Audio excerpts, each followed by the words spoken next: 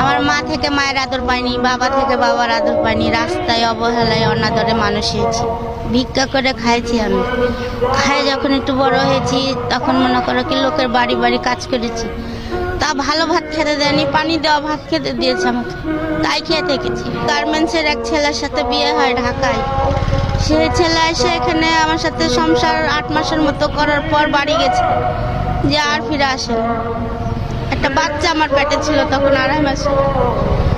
দুঃখের বিষয় কি, 2.5 মাসের পেটে বাচ্চা নিয়ে আমি রাজমিস্ত্রির কাজ করেছি, কিন্তু ওই ছেলে আজ পর্যন্ত আমাকে কোনো সময় মা বলে পরিচয় দিতে চায় না।